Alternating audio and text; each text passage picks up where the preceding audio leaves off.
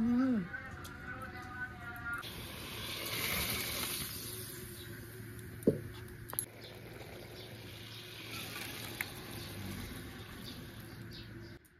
বন্ধুরা, আজকে আবার একটা নতুন ভিডিও নিয়ে চলে এসেছি। আজকের ভিডিওতে রয়েছে দারুণ দুটো রেসিপি।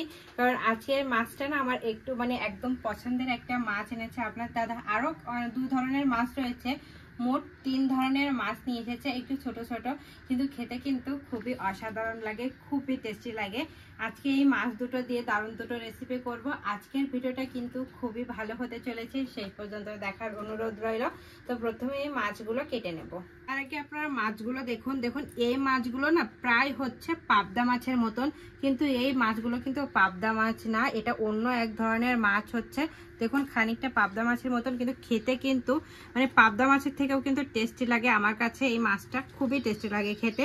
আর এখানে দেখুন এটা হচ্ছে চান্দা মাছ নাকি একটা বলে, আর এটা হচ্ছে ছোট ছোট কি একটা মাছের জাত হচ্ছে, এটাও কিন্তু খেতে খুবই ভালো লাগে। মোট কথা এই সব মাছগুলো কিন্তু খেতে খুবই টেস্টি লাগে আর খুব ভালো ভালো মাছ হচ্ছে। তো এখন কেটে ধুয়ে পরিষ্কার করে নেব।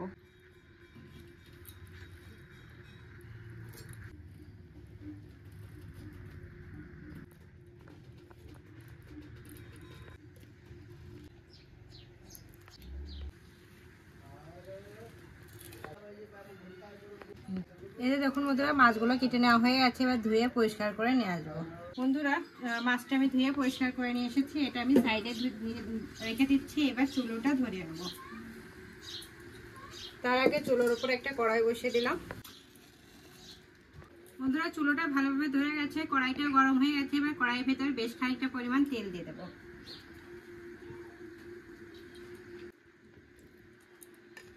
বন্ধুরা তেলটা গরম হতে হতে মাছে হলুদ গুঁড়ো আর লবণটা মাখিয়ে নেব। হলুদ গুঁড়ো, লবণ, ভালো করে মাছে হলুদ আর লবণটা মাখাবো। বন্ধুরা এবার মাছগুলো ভেজে নেব। এই মাছগুলো কিন্তু পাবদা মাছের মতন একটু ছিটকাবে, সেজন্য একটু সাবধানে ভেজে নেব।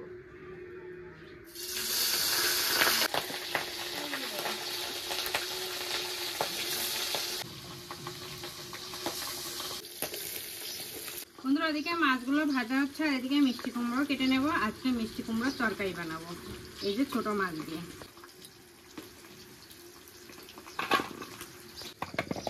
বন্ধুরা এক সাইড মাছের পিস ভাজা হয়ে গেছে, মাছগুলো ভাজা হয়ে গেছে এক সাইড। এখন উল্টে দিচ্ছি।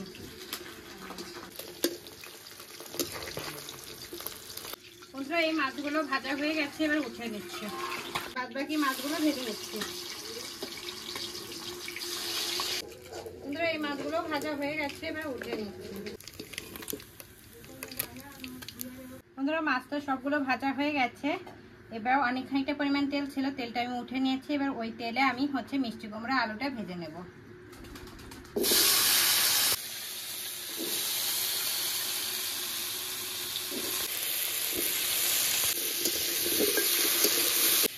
স্বাদ মতো লবণ, অল্প একটু হলুদ গুঁড়ো, লঙ্কা চেরা, ভালো করে মিষ্টি কুমড়া আলুটা ভেজে নেব। এই যে দেখুন বন্ধুরা মিষ্টি কুমড়াটা হালকা করে ভেজে নিয়েছি। এবার জল ঢেলে দেবো।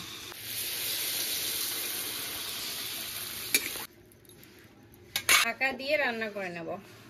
বন্ধুরা ওদিকে মিষ্টি কুমড়োটা রান্না হচ্ছে, আর এদিকে আমি ঝিঙেটা কেটে নিচ্ছি। আজকে ঝিঙার তরকারিটাও করব।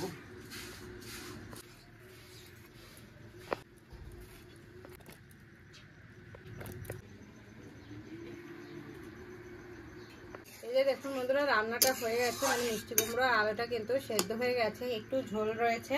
তো এখন এই পর্যায়ে মাছগুলো দিয়ে দেব।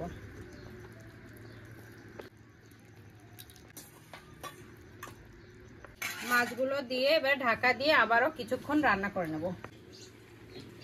এই যে দেখুন বন্ধুরা হয়ে গেছে রান্নাটা। এখন আমি এটা জিরে ফোড়ন দিয়ে দেবো। জিরে ফোড়নটা দিলে খেতে আরো টেস্ট লাগবে। নামিয়ে নিচ্ছি। আবারও চুলার উপর কড়াইটা বসিয়ে দিলাম, অল্প একটু তেল দিয়ে দিচ্ছি। এটা গরম হয়ে গেছে, কিছুটা পরিমাণ জিরে ফোড়নে দিয়ে দিলাম। জিরেটা ভাজা হয়ে গেছে, এবার উঠে নিচ্ছি।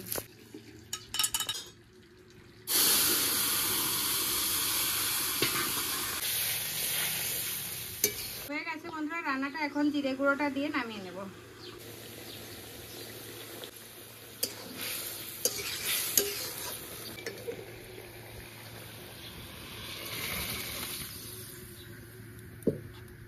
আবার চুলার উপর কড়াইটা বসিয়ে দিলাম, অল্প একটু তেল দিয়ে দিচ্ছি, অল্প কটা জিরে ফোড়নে দিয়ে দিলাম। এবার ওই তেলের ভেতর ঝিঙা আর হচ্ছে আলুটা দিয়ে দেব।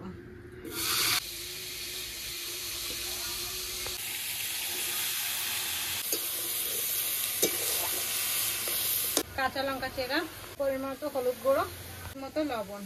এবার বেশ ভালো করে এটা রান্না করে নেব যতক্ষণ না জলটা শুকিয়ে আসছে। এটা দেখুন বন্ধুরা, ঝোলটা অনেকটাই কিন্তু জল হয়েছিল, জলটা এখন কমে গেছে আর দেখুন প্রায় সেদ্ধ হয়ে গেছে। এখন শুধু একটু ঝোলের জন্য অল্প একটু জল দিয়ে দেবো।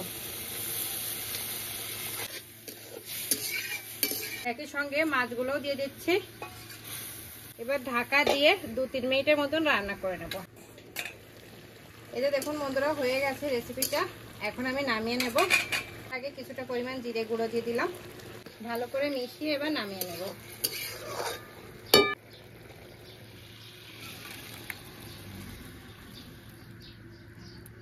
এই যে দেখুন বন্ধুরা, আমি খেতে বসে আছি, খেয়ে টেস্ট করে বলবো কেমন হয়েছে। তো প্রথমে আমি মিষ্টি কুমড়োর তরকারিটা ট্রাই করব।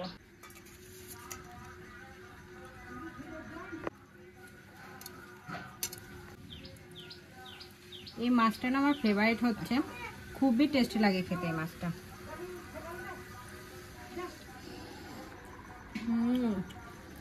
খুবই টেস্ট।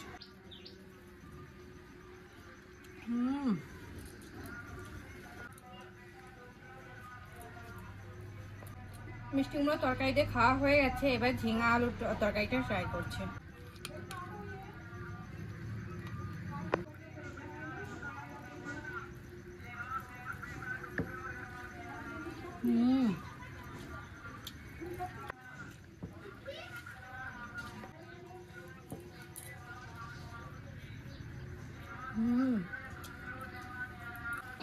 বন্ধুরা, আজকে রেসিপি দুটো জাস্ট ফাটাফাটি হয়েছে, খুবই টেস্টি হয়েছে। আপনারা কিন্তু বাড়িতে একবার হলো এইভাবে বানিয়ে খাবেন আর আমাকে কমেন্ট করে জানাবেন কেমন হয়েছে।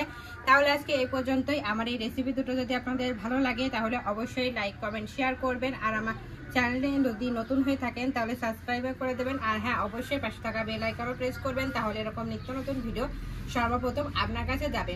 আর বাড়িতে একবার হলো এইভাবে রেসিপি দুটো ট্রাই করবেন আর আমাকে কমেন্ট করে জানাবেন কেমন হয়েছে। তাহলে আজকে এই পর্যন্তই, নমস্কার।